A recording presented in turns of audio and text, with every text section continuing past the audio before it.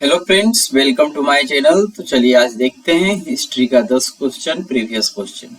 तो जो हमारे चैनल पर नए हैं, चैनल को सब्सक्राइब जरूर कर ले ताकि आपको नोटिफिकेशन जो है वो मिलता रहे। ठीक है, तो आइए शुरू करते हैं आज का पहला क्वेश्चन। तो पहला क्वेश्चन जो है आपको दिख रहा होगा। ठीक है, पहला क्वेश्चन जो है फिलहाल यहाँ तो दिख रहा है ना। तो प्रारंभिक वैदिक आर्यों का धर्म मुख्य रूप से था। यहाँ 4 ऑप्शन है। ऑप्शन ए में है भक्ति, बी में है चित्र पूजा और यज्ञ, सी में प्रकृति और यज्ञों की पूजा और डी में प्रकृति और भक्ति की पूजा। तो ध्यान देना है कि आंसर क्या हो जाएगा।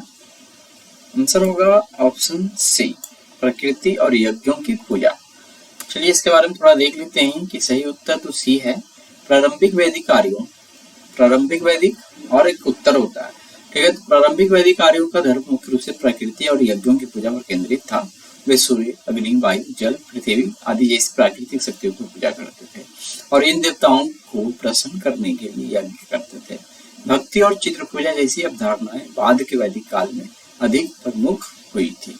ठीक है, पहला निम्नलिखित में से कौन सा कथन ब्रह्म समाज के बारे में सही है।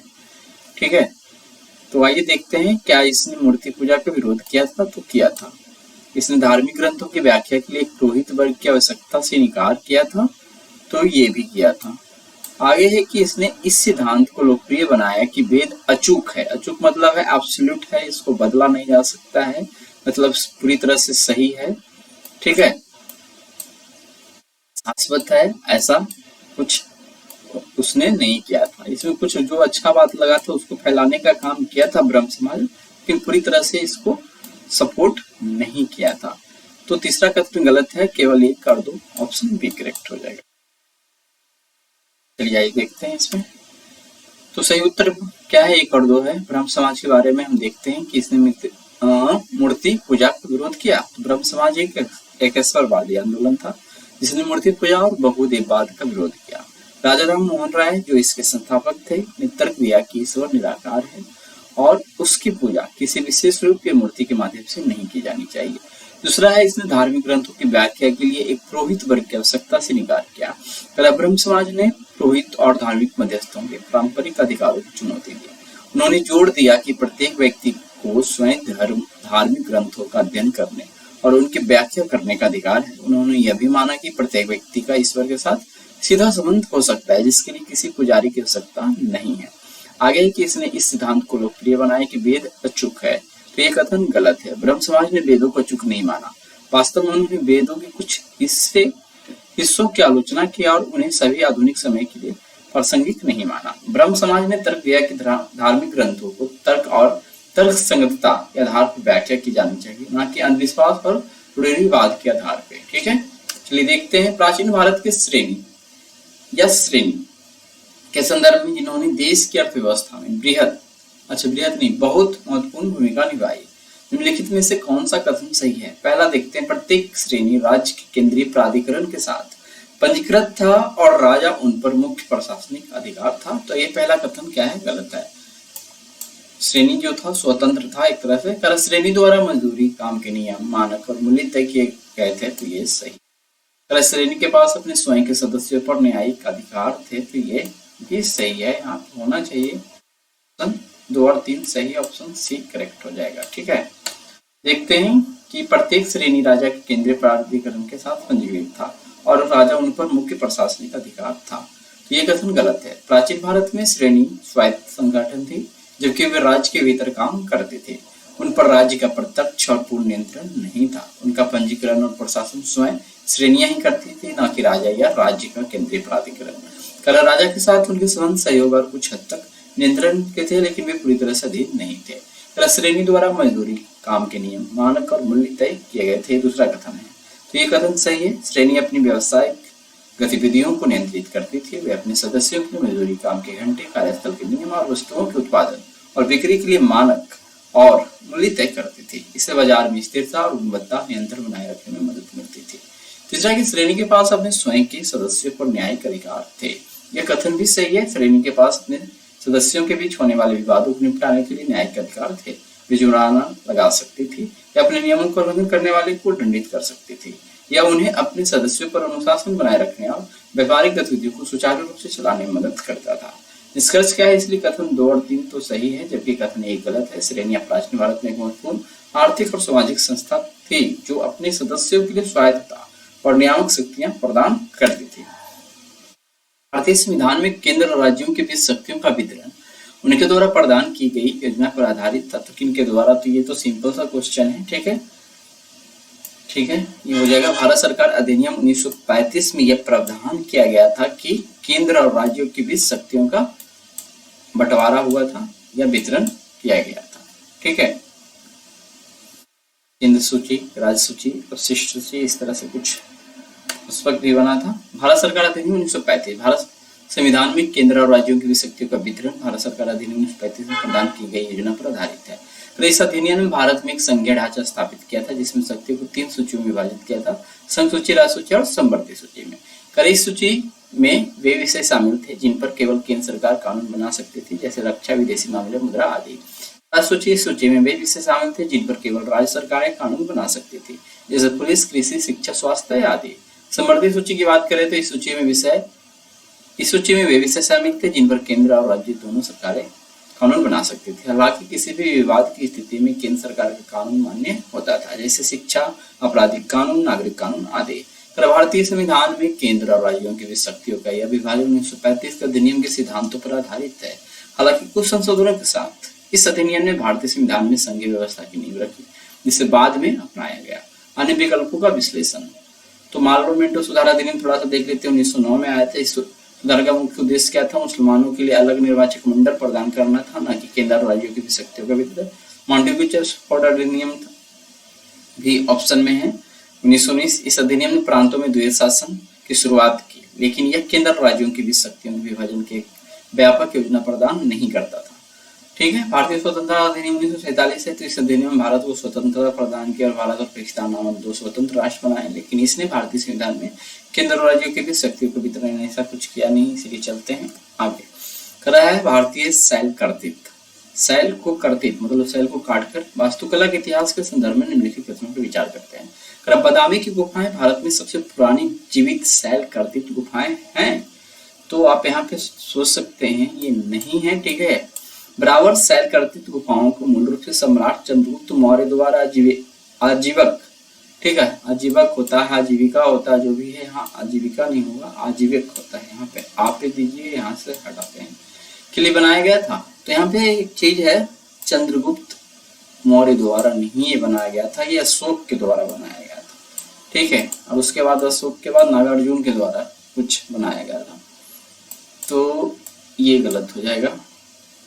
एलोरा में गुफाओं को विभिन्न धर्मों के लिए बनाया गया था। तो ये तो कथन सही है, बौद्ध, जैन, हिंदू सब धर्मों का रिलेटेड गुफाओं में जानकारी है। तो केवल 3 ही सही है, ऑप्शन सी करेक्ट हो जाएगा। चलिए आए देखते हैं। बादामी की गुफाएं भारत की सबसे पुरानी जीवित शैल कर्तृत्व गुफाएं हैं। यह कथन गलत है क्योंकि भारत की सबसे पुरानी जीवित शैल कर्तृत्व गुफाएं बराबर गुफाएं हैं जो मौर्य काल यानी 3री शताब्दी ईसा पूर्व में बनाई गई थी।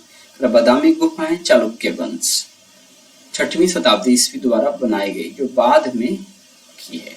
फिर बराबर शैल कर्तृत्व गुफाओं को मूल रूप से सम्राट चंद्रगुप्त मौर्य द्वारा आजीवक संप्रदाय के लिए या आजीविकों के लिए बनाया गया था। तो इस कथन की बात करेंगे तो यह कथन आंशिक रूप से सही है, लेकिन भ्रमित करने वाला है। बराबर गुफाओं का निर्माण मौर्य सम्राट अशोक द्वारा आजीवक संप्रदाय के भिक्षुओं के लिए किया गया था, न कि चंद्रगुप्त मौर्य द्वारा। ठीक है, अशोक क्या थे? चंद्रगुप्त मौर्य के पौत्र थे। तो एलोरा में गुफाओं को विभिन्न धर्मों के लिए बनाया गया था। यह कथन सही है। एलोरा गुफाएं भारतीय शैल कर्तृत्व वास्तुकला का एक शानदार उदाहरण तो है। धर्मों की गुफाएं शामिल है, बौद्ध धर्म, हिंदू धर्म और जैन धर्म। एलोरा गुफा में 34 मठ और मंदिर है जो इन तीनों धर्मों को धार्मिक सहिष्णुता के प्रतीक हैं। कथन 1 और 2 तो गलत है, जबकि 3 सही है। इसीलिए आगे हैं।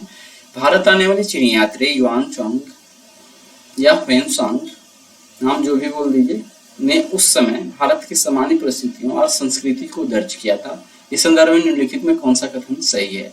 तो चलिए, उसने कुछ भारत के बारे में लिखा था। पहला कथन है कि सड़क और नदी मार्ग लूट से पूरी तरह से मुक्त थे। तो यह कथन गलत है। उसने बताया था कि सड़क और नदी मार्ग पूरी तरह से लूट से मुक्त नहीं था, लूटपाट होते रहता था। जैसा कि अपराधों के लिए सजा है आग, पानी और जहर के कारण होने वाला दोष किसी व्यक्ति को निर्दोषता या अपराध को निर्धारित करने के लिए साधन थे। तो ऐसा कड़ा कानून उस वक्त था वेनसन के, और हर्षवर्धन के समय में ही आया था। करेक्ट ट्रेडमैन को घाट और बैरियर स्टेशनों पर शुल्क देना पड़ता था। तो ये कथन भी सही होना चाहिए, ठीक है। तो यहाँ पे ऑप्शन बी 2 और 3। आगे देखते हैं कि सड़क और नदी मार्ग से पूरी तरह से मुक्त थे। तो ये कथन गलत है। युआन चौंग ह्वेनसांग के विवरणों के अनुसार सड़क और नदी मार्ग पूरी तरह से सुरक्षित नहीं थे। उन्होंने खुद भी अपनी यात्रा के दौरान लूटा और डकैती का अनुभव किया था, और उनके लेखन में लुटेरों और डकैतों द्वारा यात्रियों को परेशान करने के उदाहरण मिलते हैं, जिससे पता चलता है कि यात्रा में जोखिम था। जैसा कि अपराधी के लिए सजा है आग, पानी और जहर के कारण होने वाला दोष किसी व्यक्ति की निर्दोषता या अपराध को निर्धारित करने के लिए साधन थे। पर यह कथन सही है। वान चांग ने लिखा है कि उस समय में किसी व्यक्ति की निर्दोषता या अपराध का निर्धारण करने के लिए आग, पानी और जहर जैसे साधनों का इस्तेमाल किया जाता था। यह एक प्रकार की अग्नि परीक्षा या दैवीय परीक्षण था, इसमें माना जाता था कि निर्दोष व्यक्ति को आग, पानी या जहर से कोई नुकसान नहीं होगा, ठीक है। आगे है कि ट्रेडवेन को घाट और बैरियर स्टेशनों पर शुल्क देना पड़ता था। तो ये कथन सही है। करवान चांग ने उल्लेख किया है कि व्यापारियों को विभिन्न घाटों, नदी के किनारे और बैरियर स्टेशनों पर शुल्क या कर देना पड़ता था। ये शुल्क राज्य की आय का एक महत्वपूर्ण स्रोत थे, और यह व्यापार और वाणिज्य का एक अभिन्न अंग था, ठीक है। फिर भारतीय इतिहास के संदर्भ में प्रांतों से संविधान सभा के सदस्य जो चुने गए थे किस प्रकार से, यहाँ पे 4 ऑप्शन है, चारों पढ़ेंगे उसके बाद आंसर पे आएंगे, ठीक है। पर सीधे उन प्रांतों के लोगों द्वारा चुने गए थे, यानी कि क्या है, भारतीय इतिहास के प्रांत से जो संविधान सभा के सदस्य चुन के आए थे, तो क्या सीधे प्रांत के लोगों के द्वारा चुने गए थे। दूसरा है भारतीय राष्ट्रीय कांग्रेस और मुस्लिम लीग द्वारा नामित थे क्या। सी है प्रांतीय विधानसभा द्वारा निर्वाचित थे क्या। फिर है संवैधानिक मामले में उनकी विशेषता के लिए सरकार द्वारा चयनित थे क्या। तो आंसर क्या हो जाएगा, ऑप्शन सी, प्रांतीय विधानसभा द्वारा ये निर्वाचित थे, ठीक है। सही उत्तर है सी, प्रांतीय विधानसभा द्वारा निर्वाचित। करा संविधान सभा के सदस्य प्रांतों से प्रांतीय विधानसभाओं द्वारा चुने गए थे। 1946 में हुए चुनावों में प्रांतीय विधानसभाओं के सदस्यों का चुनाव हुआ था, और फिर इन सदस्यों ने प्रत्यक्ष रूप से संविधान सभा के सदस्यों का चुनाव किया था, ठीक है। तो प्रांतीय और 3 ऑप्शन देख सकते हैं। 1946 में ब्रिटिश सरकार ने प्रांतीय विधानसभाओं के लिए चुनाव कराए थे। इन चुनावों में विभिन्न राजनीतिक दलों ने भाग लिया था, जिनमें राष्ट्रीय कांग्रेस और मुस्लिम लीग प्रमुख थे। फिर संविधान सभा का गठन तो प्रांतीय विधानसभाओं के निर्वाचित सदस्य संविधान सभा के सदस्यों को चुनाव करने के लिए एक निर्वाचक मंडल के रूप में कार्य करते थे। यह चुनाव अप्रत्यक्ष रूप से हुआ था। प्रतिनिधित्व का सिद्धांत की बात करेंगे तो संविधान सभा में सीटों का आवंटन जनसंख्या के आधार पर किया गया था, ठीक है। ये बात ध्यान में रखना है, जिसमें लगभग 10 लाख लोगों पर एक सीट आवंटित की गई थी। इसके अलावा विभिन्न संविधाओं और समूहों को भी प्रतिनिधित्व दिया गया था।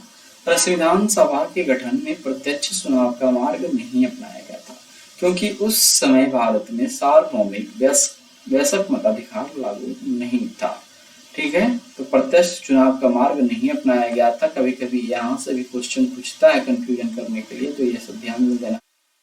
पर इसके बजाय प्रांतीय विधानसभाओं के सदस्यों को एक निर्वाचक मंडल के रूप में इस्तेमाल, जो कि जनसंख्या के बड़े हिस्से का प्रतिनिधित्व करता था, इसलिए प्रांतीय विधानसभा द्वारा निर्वाचन होना सही उत्तर था। पर बंगाल के तेभागा किसान आंदोलन की क्या मांग था। तो फसल के आधे से 1/3 तक जमींदारों को हिस्सेदारी में कमी, क्या ये था। दूसरा है किसानों को भूमि के स्वामित्व का अनुदान, क्योंकि वे भूमि के वास्तविक कृषक थे। सी जमींदारी प्रथा को उन्मूलन और अधर्म की समाप्ति। फिर है सभी किसान ऋणों को लिखना। तो ये आंसर था ऑप्शन ए, फसल के आधे से 1/3 तक, ठीक है। आधा से लेकर 1/3 तक जमींदारों की हिस्सेदारी में कमी करना, ये मांग था। तो कर फसल के आधे से 1/3 तक जमींदारों की हिस्सेदारी में कमी कर। बंगाल में तेभागा किसान आंदोलन जो 1946-47 में शुरू हुआ था, और यह मुख्य रूप से फसल के बंटवारे से संबंधित था। इस आंदोलन की मुख्य मांग यह थी कि जमीन कर दिया जाए। तेभागा का अर्थ ही है 3 भाग होता है, जिसका मतलब था कि किसान उपज को 2/3 हिस्सा और जिम्मेदार 1/3 हिस्सा रखेंगे। तो आधा आधा का वो ले रहा था, तब उसको क्या है, आधा से 1/3 करने की बात था। तो 2/3 यानी कि जब हम 100% मानते हैं तो उसको 3 भाग में बांट सकते हैं, 33% के आसपास। तो 2/3 किसान रखेगा, 1/3 जमींदार रखेगा, ऐसी मांग हो रहा था। किसानों को भूमि के स्वामित्व का अनुदान, क्योंकि वे भूमि के वास्तविक कृषक थे। तो कह रहे यह तेभागा आंदोलन की मुख्य मांग तो नहीं थी, हालांकि यह लंबे समय से चली आ रही मांग थी। तेभागा आंदोलन ने तत्काल राहत के तौर पर उपज में कमी की मांग की थी, न कि स्वामित्व के। कर भूमि का स्वामित्व एक दीर्घकालिक उद्देश्य था, लेकिन तत्काल मांग उपज में हिस्सेदारी कम करने पर केंद्रित थी। कर जमींदारी प्रथा का उन्मूलन और अधर्म की समाप्ति। कर यह निश्चित रूप से एक वांछित उद्देश्य था और यह भारत में कई अन्य किसान आंदोलन का उद्देश्य था, लेकिन तेभागा आंदोलन का तात्कालिक लक्ष्य फसल में जमींदारी के हिस्से को कम करना था। जमींदारी प्रथा का उन्मूलन एक दीर्घकालिक राजनीतिक लक्ष्य था, लेकिन तेभागा आंदोलन की तात्कालिक मांग उपज के बंटवारे से संबंधित था। पर सभी किसान ऋणों को लिखना, ऐसा कुछ मांग तो नहीं था। कर यह भी एक महत्वपूर्ण मुद्दा तो था, लेकिन तेभागा आंदोलन की मुख्य मांग नहीं था। किसान ऋणग्रस्तता का एक व्यापक समस्या थी, लेकिन तेभागा आंदोलन मुख्य रूप से फसल के बंटवारे से जुड़ा हुआ था। ठीक है। कर कुछ बौद्ध शैलकृत गुफाओं को चैत्य कहा जाता है, जबकि अन्य को विहार कहा जाता है। दोनों के बीच क्या अंतर है? तो बौद्ध का जो क्या पत्थर से बने गुफा है, किसी को चैत्य कहते हैं तो किसी को विहार कहते हैं। तो ये तो सिंपल क्वेश्चन है, तो ये क्या हो जाएगा, चैत्य एक पूजा स्थल होता है। ठीक है, आज ये बी नंबर ऑप्शन डायरेक्ट देखते हैं। चैत्य एक पूजा का स्थान है, जबकि विहार भिक्षुओं का निवास स्थान होता है। ठीक है, चैत्य पूजा का स्थान है, जबकि विहार भिक्षुओं का निवास स्थान है। तो चैत्य क्या होता है? तो चैत्य बौद्ध धर्म में एक पूजा स्थली प्रार्थना कक्ष होता है। यह आयताकार होल होता है, जिनके अंत में एक स्तूप होता है, जो बौद्ध धर्म के पवित्र अवशेषों को रखने वाली गुम्बद जैसी संरचना होता है। चैत्य में बौद्ध भिक्षु और उपासक सामूहिक रूप से प्रार्थना और ध्यान करते हैं। चैत्य का मुख्य उद्देश्य पूजा और ध्यान के लिए एक स्थान प्रदान करना होता है। विहार क्या है? तो विहार बौद्ध भिक्षुओं का निवास स्थान होता है। ये सब पढ़ने की जरूरत नहीं, चलते हैं। लिखित में से कौन बौद्ध धर्म में निर्वाण की अवधारणा का सबसे अच्छा वर्णन करता है? निर्वाण का सबसे अच्छा वर्णन करता है दीपक का बुझ जाना पहला। यहाँ पे ऑप्शन ए इसको करना था। ठीक है, कोई बात नहीं, 1 2 3 से भी चलेगा। ए बी सी डी रहेगा, 1 2 3 4 रहे, उससे मतलब ये क्या हो जाएगा, दीपक का बुझ जाना, स्वयं की पूर्णता, अस्तित्वहीनता, फिर है परमानंद एवं विश्राम की स्थिति, फिर 4 में है सभी समझ से परे एक मानसिक अवस्था। तो निम्नलिखित में से कौन बौद्ध धर्म में निर्वाण की अवधारणा का सबसे अच्छा वर्णन करता है? तो आंसर होगा ऑप्शन ए, दीपक का बुझ जाना। ठीक है, तो यहाँ पे हम देख सकते हैं कि निर्वाण की अवधारणा का सबसे सटीक वर्णन है। दीपक का बुझ जाना कौन पढ़ रहे हैं? कर जिस तरह से एक दीपक का जलना ईंधन या कर्म पर निर्भर होता है, और जब ईंधन समाप्त हो जाता है तो वो बुझ जाता है, उसी तरह निर्वाण करते हैं सभी इच्छाओं, तृष्णाओं, सांस्कृतिक बंधनों से मुक्ति, जो पुनर्जन्म के चक्र को जारी रखती है। यह अग्नि का समन या इच्छाओं की समाप्ति है। यह एक ऐसी अवस्था है जहाँ दुख और पुनर्जन्म का चक्र समाप्त हो जाता है, ऐसा मानना था बुद्ध का। आगे चलते हैं। स्वयं की पूर्णता या अस्तित्वहीनता, यह निर्वाण की सटीक व्याख्या नहीं है। निर्वाण का अर्थ यह नहीं है कि व्यक्ति पूरी तरह से अस्तित्वहीन हो जाता है। यह स्वयं की धारणाओं से मुक्ति है, सभी बंधनों से परे की स्थिति है। आगे है परमानंद एवं विश्राम की स्थिति, जबकि निर्वाण परम शांति और संतोष की स्थिति है। इसे केवल परमानंद एवं विश्राम की स्थिति के रूप में सीमित करना पर्याप्त नहीं है। निर्वाण दुख और पीड़ा से मुक्ति की एक गहरी और व्यापक स्थिति है, जो आनंद से भी परे है। आगे की सभी समझ से परे एक मानसिक अवस्था। कर निर्वाण एक ऐसी अवस्था है जिसे शब्दों में पूरी तरह से व्यक्त करना या समझना मुश्किल है। कर यह निश्चित रूप से सिर्फ मानसिक अवस्था से कहीं अधिक है। यह वास्तविकता की अंतिम प्रकृति की अनुभूति और सभी भ्रमों से मुक्ति है। यह केवल मन की एक विशेष स्थिति नहीं है, बल्कि अस्तित्व की परिवर्तित अवस्था है। तो निष्कर्ष में क्या देखेंगे कि बौद्ध धर्म निर्वाण एक जटिल अवधारणा है, लेकिन दीपक का बुझ जाना इसकी व्याख्या के लिए एक सटीक रूपक है, जो सभी इच्छाओं, तृष्णाओं और पुनर्जन्म के चक्र के अंत का प्रतीक है। कर्म निर्माण दुख से पूर्ण मुक्ति और शांति की परम अवस्था है, इसलिए सबसे अच्छा उत्तर दीपक का बुझ जाना ही होगा। तो आज हमने देख लिया 10 क्वेश्चन। ठीक है, तो मिलते हैं अगले दिन PSIR के टॉपिक के साथ। तब तक किसी प्रकार से हमारे चैनल पे बने रहें, वीडियो को देखते रहें।